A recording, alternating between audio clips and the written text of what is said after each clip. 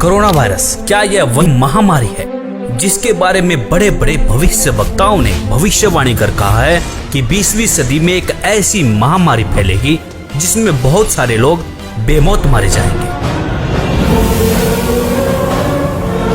जग जाहिर है कि कोरोना वायरस ने चीन से निकलकर पूरे विश्व पर मौत का कहर बरपा रखा है।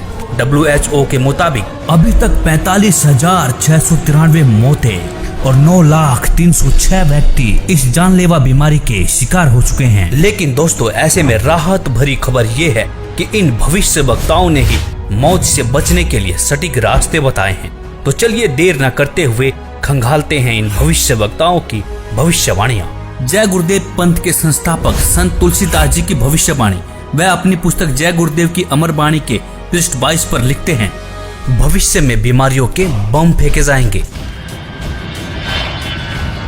बीमारियों से लोग बेमौत मरेंगे। इस प्रकार की शुरुआत चीन करेगा। चीन अमेरिका के बड़े बड़े शहरों को नष्ट कर देगा, वहां भी लोग बेमौत मरेंगे।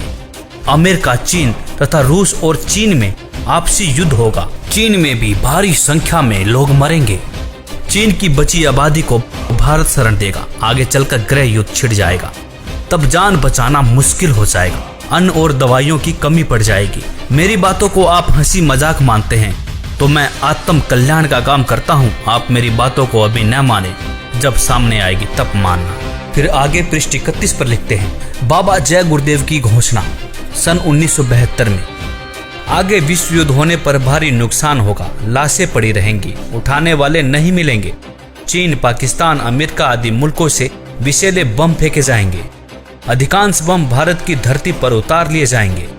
कीटाणु बम फेंके जाने पर बेगुनाह इंसान, जानवर, पक्षी आदि सब मरने लगेंगे। तो भारत का एक फकीर ऐसी जबरदस्त उल्टी आंधी चलाएगा कि उसमें हाथी भी उड़ता नजर आएगा। तेज हवाएं सभी कीड़ों को उड़ाकर वहां से ले जाएंगी। जहां से बम फेंके गए होंगे वहां फिर उस मुल्क के लोगों का सफाया हो जाएगा।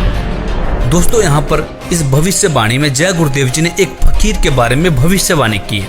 उन्होंने कहा है कि एक ऐसा भारत का फकीर, एक ऐसा संत उल्टी आंधी चलाएगा जिसमें तेज हवाएं बहेंगी। जितने भी बम फेंके जाएंगे वह सारे उनकी धरती पर चले जाएंगे और वहां के लोगों का सफाया हो जाएगा। तो दोस्तों, देखना यह है कि वास्तव में वह फकीर कौन है।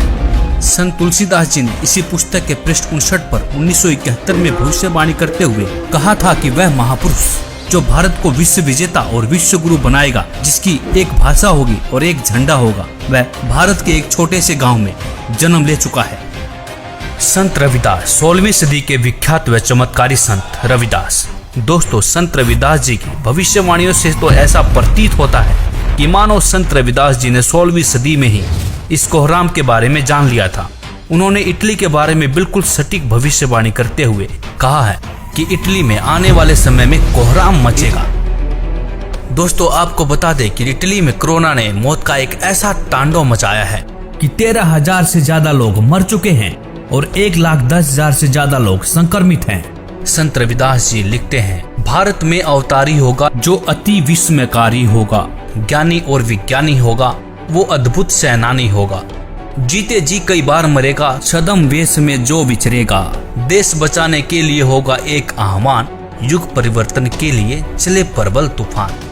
तीनों ओर से होगा हमला, देश के अंदर द्रोही घपला, सभी तरफ कोहराम मचेगा, कैसे हिंदुस्तान बचेगा। नेता, मंत्री और अधिकारी, जान बचाना होगा भारी, छोड़ सब मैदान भागेंगे, सब अपने अपने घर दुबकेंगे। जिन जिन भारत मात सताई, जिसने इसकी करी लुटाई, ढूंढ ढूंढ कर बदला लेगा, सब हिसाब चुकता कर देगा। चीन अरब की धुरी बनेगी, विध्वंसक ताकत उभरेगी, सभी तरफ संगीन लड़ाई, घाटे में होंगे ईसाई, इटली में कोहराम मचेगा। जी हाँ, जहाँ पर 13,000 से ज्यादा लोग मर चुके हों, उसे कोहराम कहना गलत नहीं होगा। इससे बड़ी क्या त्रासदी हो सकती है। लंदन सागर में डूबेगा, जो तीसरा प्रलयंकारी, जो होगा भारी संहारी। भारत होगा विश्व विजेता, भारत होगा विश्व का नेता, दुनिया का कार्यालय होगा, भारत में न्यायालय होगा।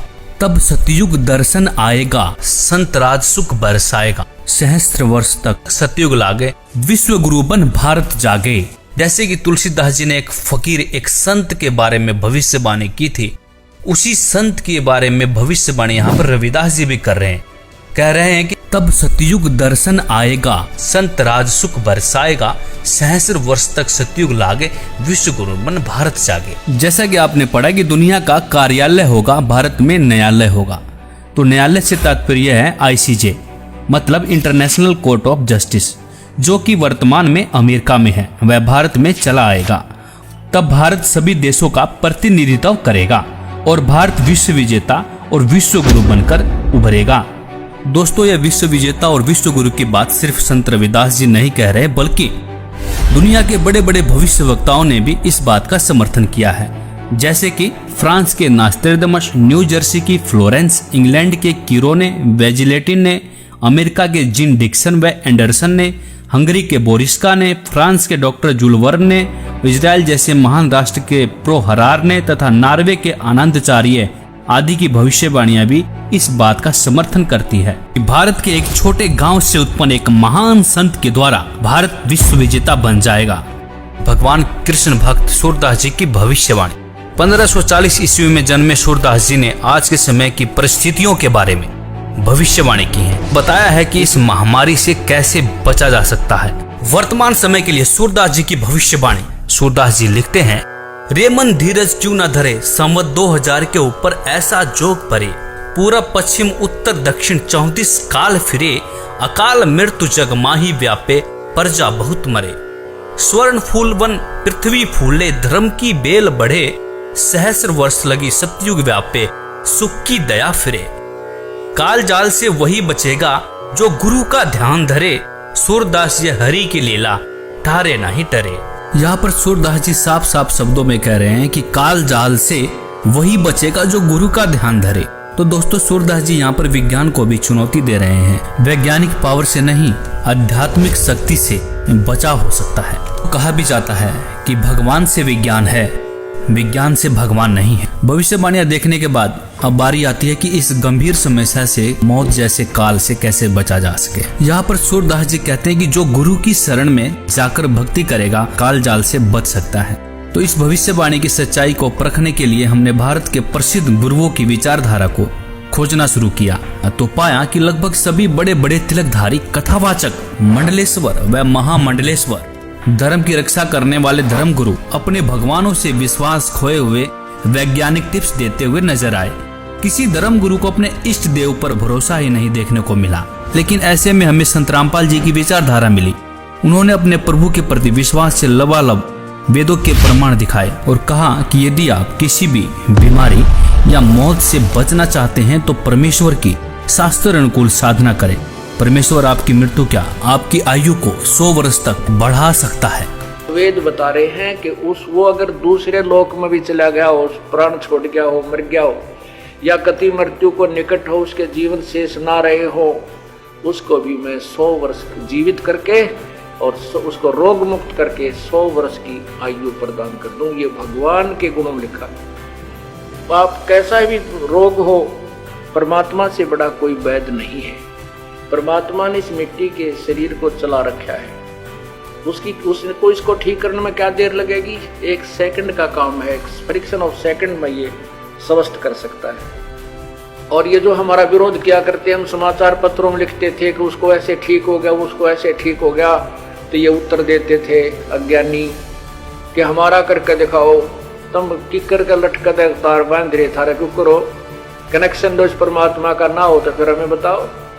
विनम्र होकर के विधिवत साधना करो परमेश्वर की। जो भगवान के गुणों में लिखा वो नहीं मिलेंगे तो फिर अब साधना करने का लाभ क्या? तो पुण्यात्माओं, यहाँ ना जाने बिना गिनती के इतने दुख दूर हुए, कैंसर तक और ब्रेन ट्यूमर तक, जिनके ऑपरेशन निर्धारित कर दिए गए थे और कोई गारंटी नहीं। डॉक्टर बताते थे कि इस ऑपरेशन का कोई सफलता का कोई गारंटी नहीं है और ये पीड़ा कुछ समय के लिए बंद हो सकती है। ऐसे यहाँ बगैर किसी ऑपरेशन के, परमात्मा की कृपा से, भगवान की रजा से, उस प्रभु की शक्ति से दूर हो गए, वो ठीक हो गए, वो रोग नष्ट होगा। इसी का प्रमाण आपको ऋग्वेद दे रहा है कि परमात्मा पूर्ण ब्रह्म पूर्ण परमात्मा की साधना करने वाले की भगवान उसकी मृत्यु भी आ गई हो, उसके सांस भी शेष ना रहे और वो मर भी गया हो, उसको भी जीवित कर सकता है। ये देखिएगा ऋग्वेद, ये देखिए नीचे ऋग्वेद भाष्यम और दशम मंडलम, और यहाँ देखिएगा 161 नंबर सूक्त है, जिसको अब यहाँ इसके 2 नंबर, ये संस्कृत है, 2 नंबर मंत्र की। इसमें क्या अनुवाद किया है, इस संस्कृत का अनुवाद इन्होंने किया है, यदि रोगी की अक्षीण आयु हो गई हो, यदि वह इस लोक से चला गया हो, अर्थात मर गया हो, चला गया है, इस लोक से चला गया है, ये संस्कृत आगे हिंदी। और यदि वह मृत्यु के पास गया हुआ है तो भी